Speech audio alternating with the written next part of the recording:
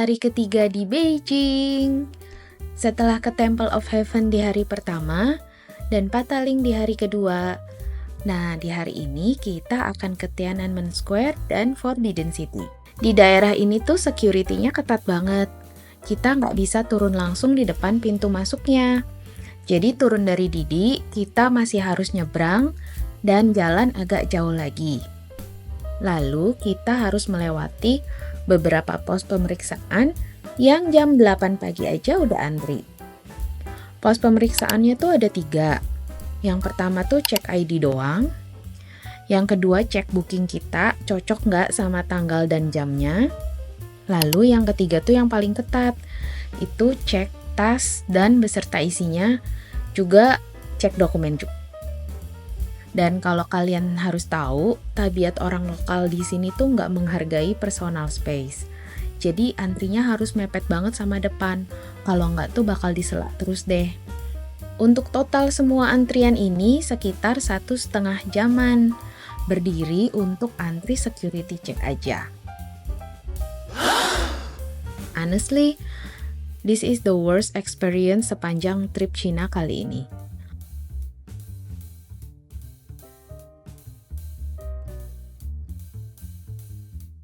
Setelah 1,5 jam, akhirnya masuk juga.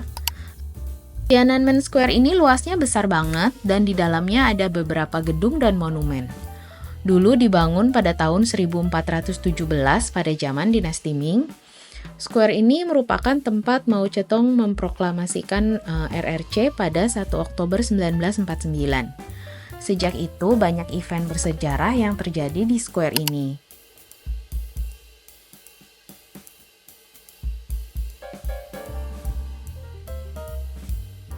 Dari square-nya ke Forbidden City itu dipisahkan oleh jalan raya, dan kita nggak bisa nyebrang langsung. Kita harus lewat penyeberangan bawah tanah.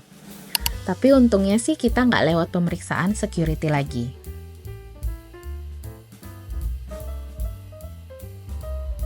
Untuk bisa masuk ke Tiananmen Square itu free, tapi kita harus reserve spot dulu. Untuk warga lokal sesimpel lewat WeChat. Tapi untuk foreigner, kalau misalnya nggak punya WeChat, kita bisa reserve lewat website resminya di The Palace Museum. Dan bookingnya itu nanti sepaket dengan booking Forbidden City. Untuk masuk Forbidden City-nya itu yang bayar.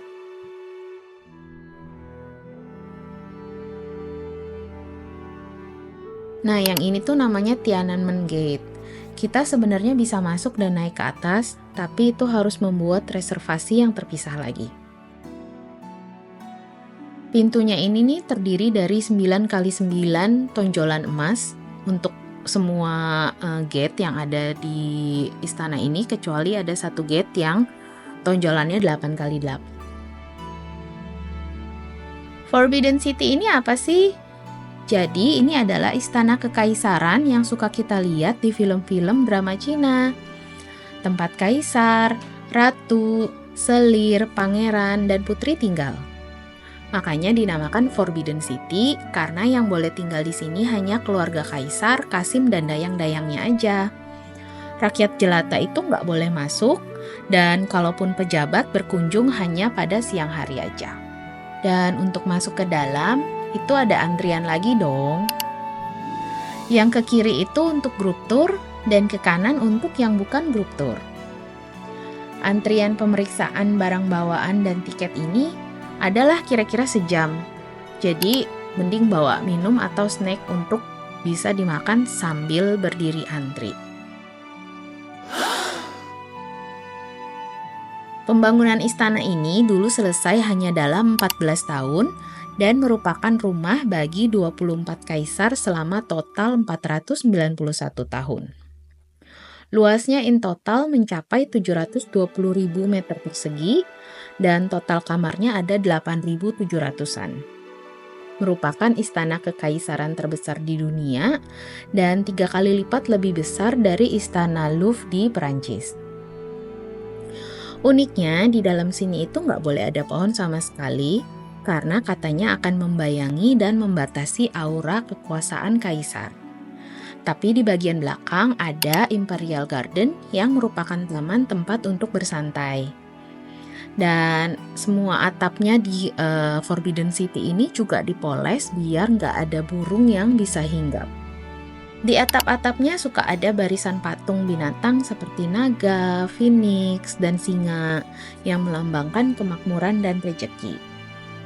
Nah, untuk reserve Phuketnya ini agak tricky karena kemarin itu termasuk high season di bulan September.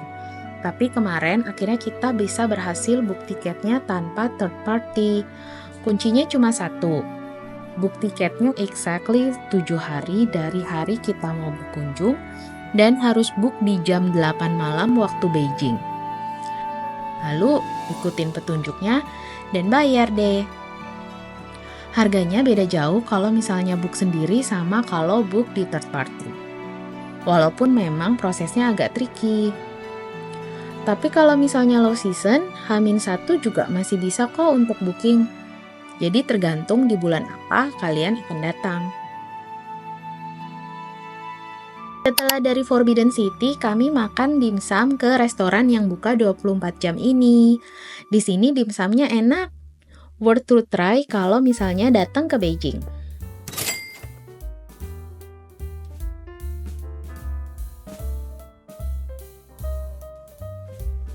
Setelah makan siang, kami jalan-jalan ke danau. Di sini tenang banget dan sejuk. Jadi, so far gimana kesannya soal Beijing? Sebenarnya enak ya Beijing ini. Pembayarannya gampang, transport pakai Didi aja kemana-mana nggak terlalu mahal. Makanannya juga enak-enak.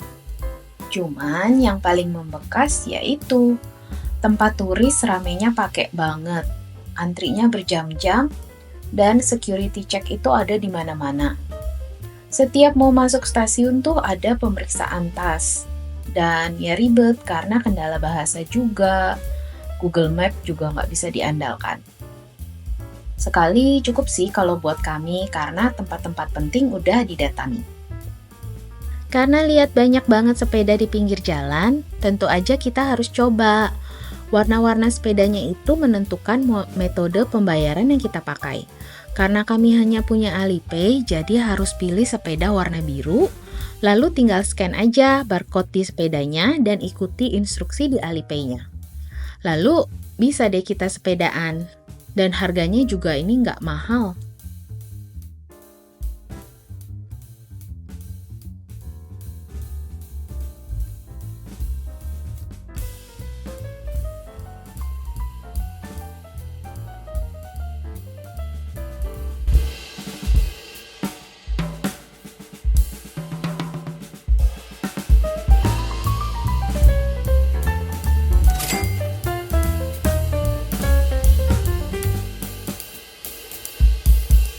Kami naik sepeda untuk datang ke Jingshan Park.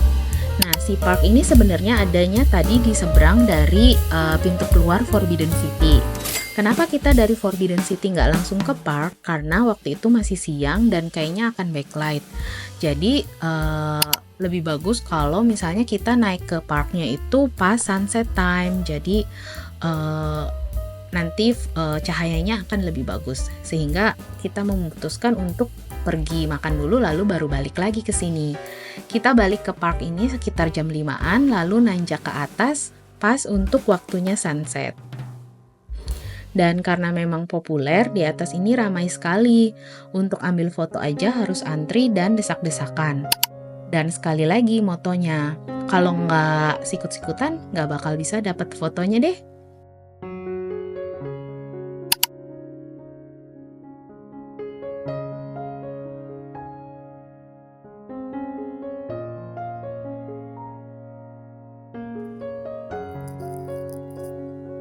Selesai dari Jingshan Park, kami mau pulang waktu itu. Tapi ternyata karena ini kan daerah steril dan udah rush hour juga, jadi kemarin tuh nggak bisa pesan Didi. Sepeda juga habis di mana-mana. Mau naik bus nggak ngerti cara bacanya. Jadi ya udah kita jalan kaki karena ngikutin orang banyak juga yang jalan. Untung-untungan aja, semoga yang diikutin nggak lagi jalan pulang ke rumah ya kan. Akhirnya sih kita sampai di jalan besar, beli makan malam dan kembali ke hotel untuk beristirahat. Besok kita akan naik kereta cepat ke Shanghai. Sampai jumpa di video selanjutnya.